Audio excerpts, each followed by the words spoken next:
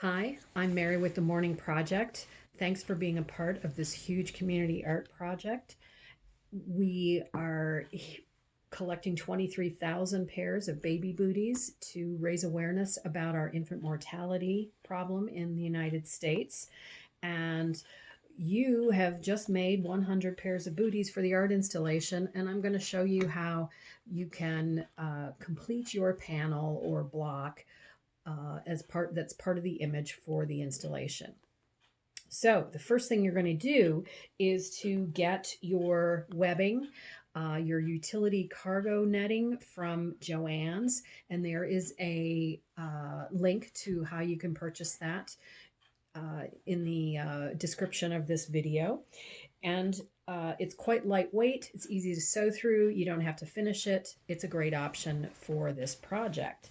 You, of course, can use other materials if you prefer, but I think you'll like working with this. You're going to cut a 30 by 30 inch square of the cargo netting, so you need less than a yard. It's a little bit stretchy, and to be honest, I have cut a couple of these squares that were not exactly 30 inches by 30 inches. Maybe it was 29 inches by 30 inches, because this does stretch a little bit. And it's perfectly okay to do that. You can overcome it, because all you need to do is put your booties an inch over the line, or an inch over the edge, and no one's going to be the wiser that there isn't cargo netting under there. So not to worry. The next thing you're going to do once you've purchased, or once you cut the panel, is to mark your grid on it. And you can probably see here, I have drawn out a 3-inch by 3-inch grid with a big old Sharpie marker. And the way I do that is get a ruler, and of course I put down the first line that's 3 inches. That one never seems to or always seems to go smoothly. The next time I move my ruler forward, though, I'm going to keep that big fat line that I just drew within the 3 inches. And that way, when I grid this out, all my squares are going to be about the same size, and they don't I don't end up with a skinny line of tiny squares at the end.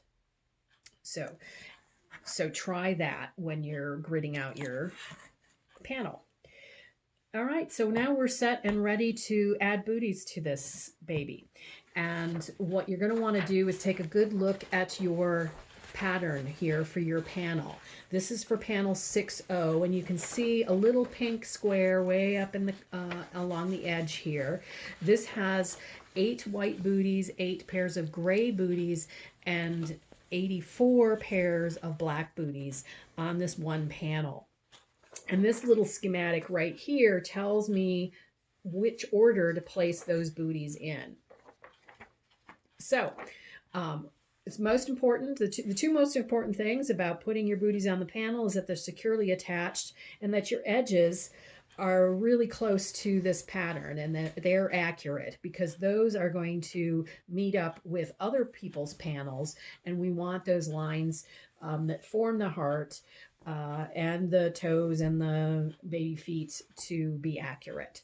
So I can see by this schematic that there are 7 white squares all in a row. That means 7 pairs of white booties, and then 3 pairs of gray booties up here on the edge. And then there's a white pair here and that sort of thing. And it goes on and on. What I would do, because there's only 8 booties in white and only 8 in gray, I would get those booties on first and then go ahead and put the black booties on. So how, you may ask, are we going to attach these booties? So there's different kinds of booties, of course. Most of you are doing either felt booties, I believe, or a knit or crocheted version. So we're going to take a look at the different ways you can do that. My friends and I have done some prototypes and tried to find the best materials to add these booties to the panels. And you can use a very heavyweight polyester thread, could be a buttonhole thread. That's quite strong. Take a few stitches and knot it tightly. It's a little harder to work with because it's so thin. So what we found that we really like is the DMC embroidery floss. This is a thick 6-strand embroidery floss. It's heavy duty and it will hold the booties strongly. But I did find there were some issues with slipping. The knots slipped even when they were pretty secure, or we thought they were secure. The knots tended to slip. And there's a couple of things we can do to prevent that. One is to tie the knots and just put a little dab of Elmer's glue on the knot. This is washable school glue. Most of you probably have some version of that at home. If you sew, you may have some fray check in your stash as well. You can put a drop of this onto your knot and it's going to help it stay together. So another alternative is something I found at Joann's as well. It's actually appears to be a competitor, and it's called Fray Block. I believe this will work as well. It's cheaper, but as you can see, you have to buy a lot more, so the cost is the same. So I did find online, however, that there's another alternative to that the knot tires are hip to, and they suggest that you begin to tie the knot and then wet it and tighten it, and that is what is going to help keep the knot much more secure. And I was quite clever and I thought, well, I'm not going to wet the knot while I'm making it. That sounds like a hassle. I'm just going to wet the thread first, and it just didn't work because I couldn't pull the thread through the booties when it was wet. So I'm going to try. I've got a little paintbrush here with some water in it, and I'm ready to try this trick with the booties. So if your booties are filled, sometimes makers will fill these booties with tissue paper or something like that. I recommend that you pull it out. It's easier to stitch through when they're empty, and they won't add bulk and weight to the art installation. So what I like to do is pinch the booties right where the arches of the feet would meet, and then I put my needle through. I'm using an embroidery needle. It has a big eye and it's sharp. You need it to be sharp to get through the felt and the fabric. And then I choose a strand of webbing in the center of the square that I want to attach these booties to, and I pull it through. And you can see that the floss goes quite easily through these booties. And then I could take another stitch if I want, but I'm going to live dangerously and tie this knot. Now,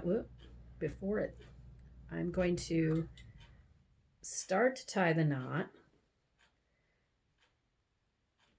and before I tighten it, I am going to get this wet.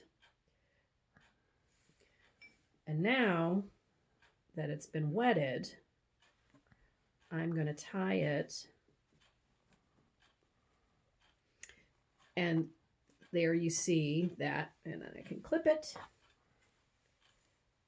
This is supposed to be a much more secure knot. So that's one way to do that. If you have knit your booties, you can use a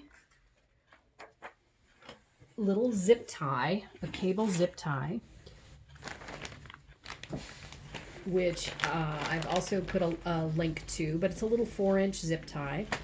And I'm going to put this into my knitted booties without snagging the yarn.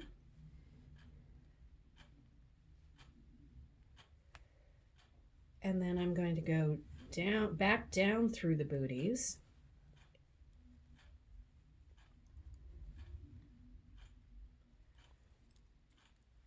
And now I can work, pick up one thread in the middle of the square and tighten this. And we know that this will, when we hear that little ratchety sound,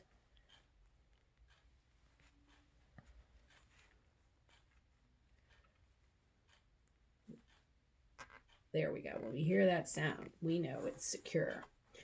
And I'm gonna, so I'm careful. Once I've got all my booties on here, I'm careful just to catch one thread of each square. Otherwise, the whole square is going to draw up and it's not going to fit into the rest of the installation.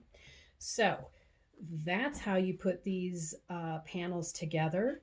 The next video, short video, is how to put a label, which you're going to do on the back of your panel in great big letters.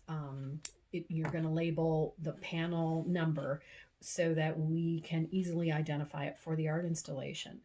So that's how you do it. It's not really that difficult. And once you get a rhythm, it really works easily. Some people like to quarter off their square. Some people like to start in the center. Some people like to start at the edge. But whatever you do, it's going to work beautifully, and it's going to be a really important part of the installation. So thank you so much for participating, and I will be in touch.